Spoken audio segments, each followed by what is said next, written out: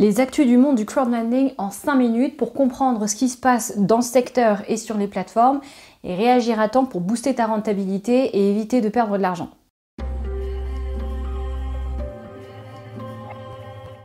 En note au passage, le crowdlending me rapporte jusqu'à 12% par an. Si tu veux savoir comment je fais et voir mon portefeuille actualisé régulièrement, je te laisse t'inscrire en bas. Alors comme d'hab, j'aborde uniquement les plateformes sur lesquelles j'investis moi-même et pour lesquelles, évidemment, il y a des news qui valent le détour. Allez, c'est parti. Une éventuelle licence bancaire pour Bondora. Alors, au début du mois dernier, le CEO de la plateforme Pertel Thomberg a fait quelques annonces qui donnaient un peu l'impression que Bondora serait en passe de devenir une espèce d'hybride entre une plateforme de prêt participatif et une banque. Alors en plus du fait que dans son discours tu sentais qu'il comparait un peu la plateforme à un service bancaire, il a annoncé notamment que d'une part GoGro allait bientôt se voir doté d'un assistant de finance qui aurait pour fonction d'aider ses utilisateurs à mieux gérer leurs finances personnelles. Et il a également évoqué le travail de Bondora à l'obtention future d'une licence bancaire. We have also started to prepare for a bank license to make sure we can deliver all of that innovation in a sustainable way 5 to 10 years from now as well. Donc on sent bien cette plateforme partie pour nous réserver de nouvelles surprises et pas forcément désagréables. Une nouvelle fonctionnalité statistique chez Youvo Group. Alors ça c'est intéressant pour toi si tu es déjà inscrit.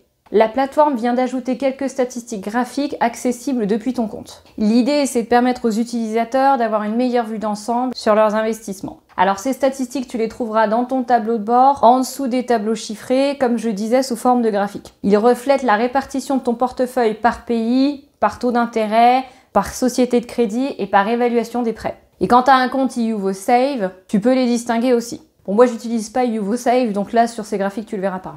Petit commentaire perso, autant ces graphiques sont plus que bienvenus, autant j'espère qu'ils étofferont aussi la partie statistique globale. Ce serait pas du luxe. Land obtient un demi-million d'euros en 5 heures. Alors cette plateforme attire, semble-t-il, beaucoup de monde. Elle avait lancé une campagne de crowdfunding sur Seedrs pour financer son développement. Et bien cette campagne a été pliée à une vitesse hallucinante en 5 heures à peine. Ce qui laisse beaucoup à penser que l'agriculture est partie pour prendre de plus en plus de place, en tout cas dans le secteur du financement participatif. Autre info au passage, tous les pouvoirs chez Land sont maintenant concentrés dans les mains d'une seule personne. Le cofondateur et directeur Nikita Gonkars devient le seul actionnaire bénéficiaire de l'entreprise Secured Finance MGMT, à laquelle appartient la plateforme Land. Alors je te remets brièvement le contexte. Jusqu'ici, la boîte avait non pas un, mais 2 actionnaires bénéficiaires à part égale. Ces 2 actionnaires, c'était les 2 cofondateurs en fait, donc Nikita Gonkars et Egar Stalums. Alors cette nouvelle info n'est pas encore partout dans les tuyaux, puisque la dernière fois que j'ai regardé sur le registre officiel Letton, c'était pas encore indiqué. Enfin, c'est sûrement pour bientôt. Mintos aurait-il à nouveau le vent en poupe? La plateforme vient de passer la barre des 500 000 inscrits. Bon alors comme tu le sais sûrement, Mintos, il y avait eu pas mal d'histoires autour, pas à leur avantage, mais avec plein d'efforts, notamment de communication, notamment pour améliorer la transparence, faut croire que ça a fini par payer, parce que de plus en plus de gens s'inscrivent sur la plateforme. Après, cette confiance est probablement renforcée quand on voit que le travail de recouvrement se montre efficace. Du coup, quand on apprend par exemple que l'initiateur de prêt JCSK Finance, qui était en défaut, a récemment été condamné à rembourser les investisseurs, forcément c'est une victoire pour Mintos. Alors je dis ça, mais il y a encore plein d'argent en suspens de diverses sociétés de crédit en défaut, donc bon, il y a encore du boulot. Les actionnaires de Peerberry lancent CrowdPeer. Le petit frère de Peerberry est né, ça y est. Alors pour replacer le contexte vite fait, Peerberry avait cherché à obtenir une licence en Lettonie, ce qui n'avait pas fonctionné, et après ça les actionnaires ont entrepris des démarches pour obtenir une licence, cette fois en Lituanie. Sauf que pour ce faire, la plateforme ne pouvait pas proposer de prêt à la consommation.